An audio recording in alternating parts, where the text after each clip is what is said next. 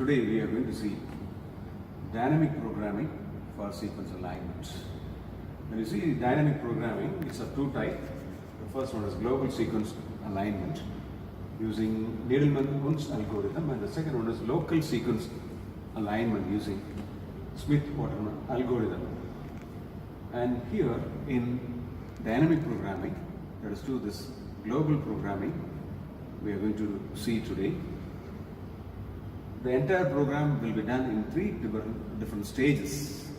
The first one is the initialization matrix construction, second one is the path matrix construction, and the third one is tracing back. So these are the three different stages through which we are going to align the sequences. And in any program, the entire stage, whenever we are going to fill the sequence, suppose you are going to fill the value for this cell. The value will be derived from three different directions. One is vertical, the second one is diagonal, and the third one may be the horizontal direction.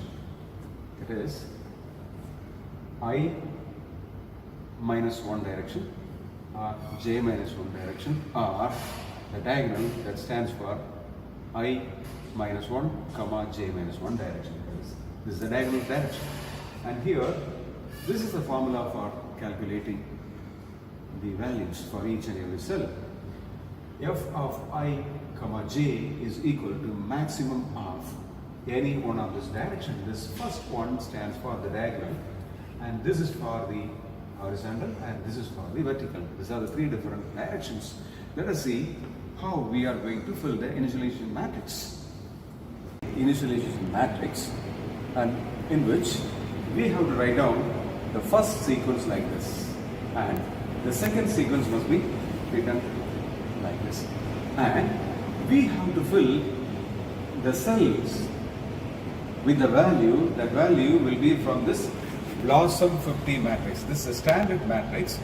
Whenever we are using this Blossom 50 standard matrix, the gap value will be always h. When we use Blossom 50, the value of gap penalty value will be 8. So this 8 is filled in all the gaps, and there is a border cells. And here also, right from the top till the bottommost cell, we have to fill the gap penalty value. And in each and every cell, we have to get the respective value from the Blossom 50 matrix. And this is the typical initialization matrix, and this is the way we have to fill. Once when this is ready, we have to go for the next stage, that is the path matrix construction. And this is the typical path matrix construction stage, and here this is the starting point. I0, J0 value of this cell, this is cell, the value is always 0. Once when you start from this, since it is global sequence alignment, it will begin with this corner sequence or the cell.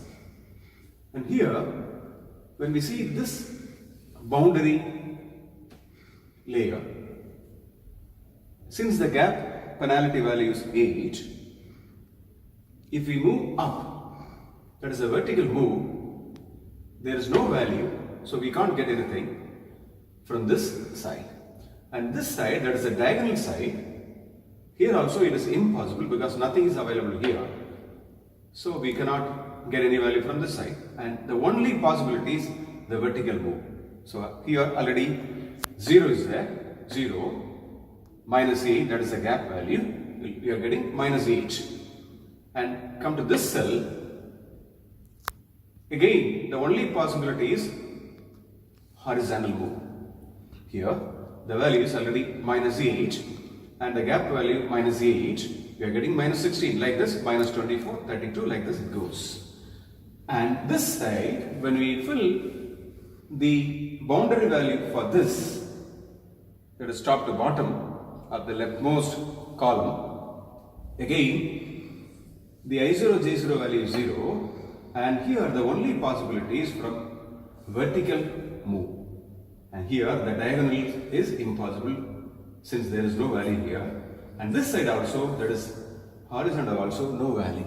So only possibility is vertical, and here 0, minus 8, we are getting minus 8, and this one already minus 8, and minus 8, minus 16. And like this, in all these boundary cells, we are getting only minus values, whether it is the topmost one or the leftmost value.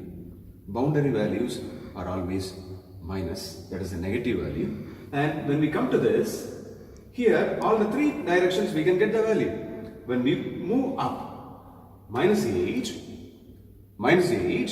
it is minus 16. And this end, again minus 8, minus 16. And this side, that is a diagonal move. When we get the value, that is 0, minus 2, that is the initialization value of the same cell, minus 2. So we are getting minus 16, and minus 2. Among this, minus 2 is the maximum, so we are entering minus 2 here. And come to this, when we move up, minus 16, minus 8, minus 24. And this side, when we move minus 2, minus 8, it is minus 10. When we move diagonally, minus 8, and the initialization matrix value of this cell, that is minus 1, so you are getting minus 9, so we are entering this value. So like this, we have to fill all these cell values. This, we have filled all the cells. Now the second stage is over, that is the arithmetic construction is over. We are entering into the last stage, that is the tracing back.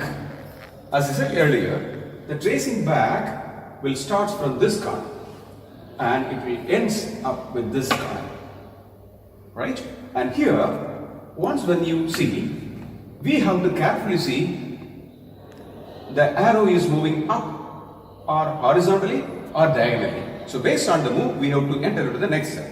See here, from this corner, since the arrow is moving diagonally, if it is moving diagonally, it indicates there is a match. If it is moving up, that is vertical move, it indicates there is a gap in the upper string. And if the movement is horizontal, it indicates there is a gap in the second string, that is the lower string. So let us start this alignment program. So here, when we start from this corner, see the move is diagonal. So here, the E from the first string with the E from the second string, that is E aligned with E, there is a match. Once when we enter in this, it is moving up. So it indicates there is naturally a gap in the first string and the A is aligned here. From this point, again it is further moving into diagonally into the next cell. So it indicates there is one more E that is aligned with the second string E with E. Now, once again, the move is diagonally and here the H is aligned with H. Once again, it is moving horizontally. Since the move is horizontal, it indicates there is a gap in the second string. So naturally, the G from the first string will occupy this place. And once again, when you see the move is diagonal, so W from the first is aligned with the second string W. It is a match. And once again, the match is there. That is, since the move is diagonal, A is aligned with another A. And further also it is moving in the diagonal way. So first string G is there, and since that move is diagonal, there is naturally a gap in the second string. Once when you see, now again it is moving diagonally. So here A from the first is aligned with the P from the second string. Now another two movement is diagonal only, so you put two more gaps in the second string and E from the first and the A from the, H from the first string is aligned with this. So now this is the typical alignment program. So now we have completely aligned the given string 1 with 2, and this is the total global sequence alignment. Thank you.